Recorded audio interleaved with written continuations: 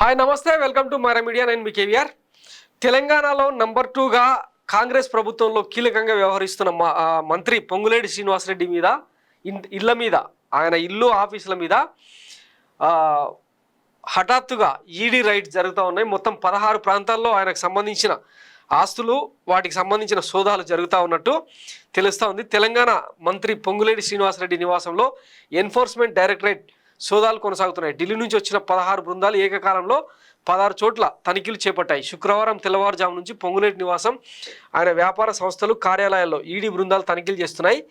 ఆయన అనుచరులకు సంబంధించిన నివాసాలు, ఆఫీసుల్లోనూ తనిఖీలు జరుగుతున్నాయి. కస్టమ్స్ డ్యూటీ ఎగవేత కేసు నేపథ్యంలో ఈ సోదాలు కొనసాగుతున్నట్టు తెలుస్తుంది. ఈ రైడ్స్కు సంబంధించి అధికారిక సమాచారం వెలువడాల్సి ఉంది.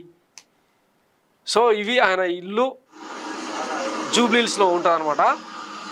ఈ ఇంట్లో భారీ భద్రత నడుమ సోదాలు నిర్వహిస్తూ ఉన్నారనమాట.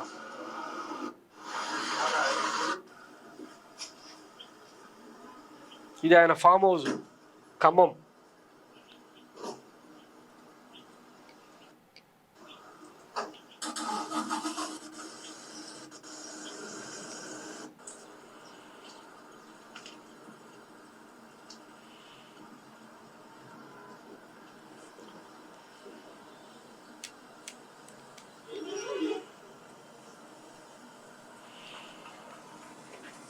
సో ఇదే అనమాట తెలంగాణ అంటే రేవంత్ రెడ్డి సర్కార్లో కీలకంగా వ్యవహరిస్తున్న పొంగులేటి శ్రీనివాసరెడ్డి మీద అనూహ్యంగా ఈ దాడులు జరగడంతో రాజకీయంగా ఒక్కసారిగా కలకలం రేగింది.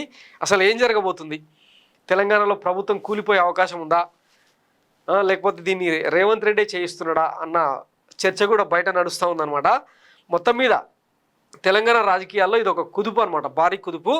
ఎందుకంటే ఆయన ఖమ్మం జిల్లాకే కాకుండా మొత్తం రాష్ట్ర వ్యాప్తంగా పారిశ్రామికవేత్తలకు, రియల్ ఎస్టేట్ రంగానికి ఆయన కీలకంగా వ్యవహరిస్తున్న తరుణంలో దీంతోపాటు బీఆర్ఎస్ విమర్శిస్తున్నట్టు ఆర్ఆర్ ట్యాక్స్ అంటే Revanth Reddy tax, Rahul Gandhi tax, Ponguleti P tax, Tummala Nageswararao T tax, Bhatti Vikramarka be tax, ఇట్లా పెద్ద ఎత్తున ట్యాక్సుల పేరుతో 100 కోట్లు కొల్లగొడతా ఉన్నారని చెప్పి ఆరోపణలు వెల్లువెత్తున్న తరుణంలో పొంగులేటిని టార్గెట్ చేయడం దర్యాప్తు సంస్థలు ఇప్పుడు ఆసక్తికరంగా మారింది.